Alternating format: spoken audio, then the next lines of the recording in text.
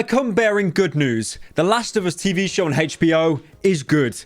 Really, really good. Finally, after decades, we get a video game adaptation that's actually decent. Usually when a video game gets transferred into TV or films, it sucks. The Uncharted movie, it was mid. The Halo TV show, it wasn't great. But The Last of Us on HBO, they knocked it out the park. I do want to say, by the way, this is an example of a video game into a TV adaptation, but very few people talk about films into a video game adaptation. One good example of that is Peter Jackson's King Kong. That was transferred from film onto game.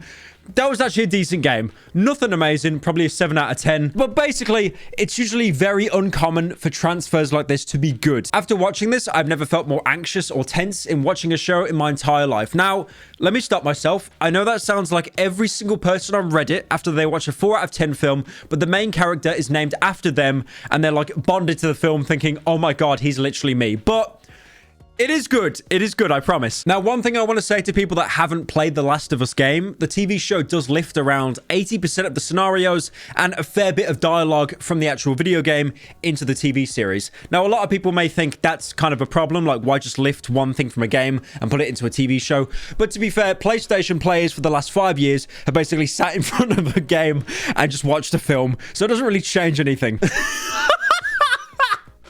But my point is, the writing in the original Last of Us game is so good that it can easily make that jump from a video game into TV. Now, I'm really happy to announce as well that the first season of The Last of Us on HBO will actually encompass the entire first game of The Last of Us Part 1, which is...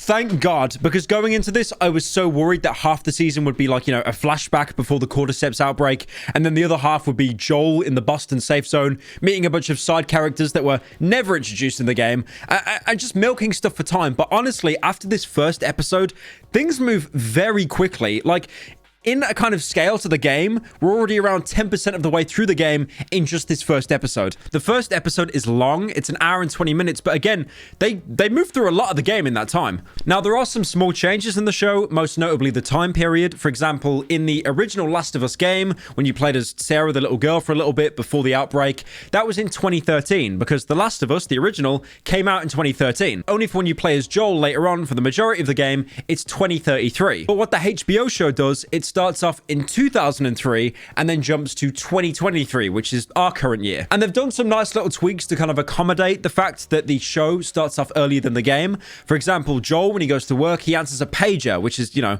something people had in 2003, that and The Sopranos and literally nothing else. Now, it's no surprise that The Last of Us was going to be good because it was headed by the guy that made Chernobyl, Craig Mazin. Chernobyl, by the way, if you haven't seen it, it's a limited series, only 1 season. It is amazing. I definitely would recommend watching it. Also, Neil Druckmann, the game director for the first and second Last of Us, he was overseeing the project. Probably so he could write into the script that Joel picks up a trading card with Neil Druckmann's face on it. Now, apart from the time period, another big change, which I'm sure you've seen everywhere, is the cordyceps itself. It no longer spreads through spores with these weird kind of like tendrils that come out the mouth. It's very similar to the Flood from Halo. They did this because they wanted to make the series like, you know, realistic. Again, realistic. And if they wanted to stay away from spores, every character pretty much at all times would be wearing some kind of filtered gas mask. So all you'd be hearing the entire show is, oh, you're immune? And then Ellie would be like, I'm a lesbian, fuckers. So again, instead of it being spores, it's these tendrils and it's more kind of like an open wound. Think of it like Walking Dead. You get a scratch, you're dead. Pretty much like that. It actually brings into question how combat is going to work compared to the video game. Because you might remember in the video game, you could actually get into like, you know, fist brawls with the runners, the early stage infected. And they'd kind of just like start scratching you and swiping you. And that's okay, but with this, if you get hit once, it's pretty much an instant kill. I'd also like to say I made that comparison to, you know, the tendrils from the Flood and how they work in The Last of Us being a good TV show. This is further proof that when the Flood died in Halo, Halo as a franchise also died. I do want to say as well, I've played the game. I kind of knew everything that was going to happen. I was sitting in call with my girlfriend, like watching the first episode. She was brought to tears. Obviously, I don't cry because men don't cry. We mask our real emotions with Patrick Bateman and Ryan Gosling memes, but it's going to make you emotional. Now, I know I'm reaching here, and people in the comments are going to say that I'm reaching. Okay, you know it's coming. The cinematography is kind of like Breaking Bad. You can't keep getting away with it! Okay, no. Okay, wait. Before you comment, it's kind of like Breaking Bad, because Breaking Bad, in most scenes, had this shaky handheld camera for like pretty much every scene, especially getting up in people's faces. The Last of Us also uses that kind of handheld shaky cam aesthetic. Like seeing, like Ellie and Joel confront each other, it's almost like seeing Walter White and Saul Goodman in Saul Goodman's office. It's very kind of like claustrophobic. It's good, okay? I know Breaking Bad didn't invent handheld camera, holding the camera. But again, my point is there's very few static shots in this show, much like how there was very few static shots in Breaking Bad. Now, even though, like I said, the first season will encompass the entire game and the other episodes are nowhere near as long as the first, I think the next one's going to be like 50 to 60 minutes. The next one's going to be 40. They're all going to range between that kind of like 40 to 70 minute mark. None of them are going to be an hour and 20 minutes. But that being said, even though they are like rushing through the game, they still have time to, flesh out some stuff the game didn't look into, and I appreciate that. For example, with Sarah, before the time jump to when, Joel's in Boston, you spend a little bit more time with her. Not a lot, it's probably just under half the episode, but it still kind of fleshes out how America looked before everything went to shit. Another example is the Boston safe zone. The show really fleshes it out. The Boston safe zone in the game, Joel was accustomed to it. All it really was you walking down the street, seeing some people get tested. One guy tries to run, he gets shot. Oh my God, Fedra, they're so bad. These are bad people.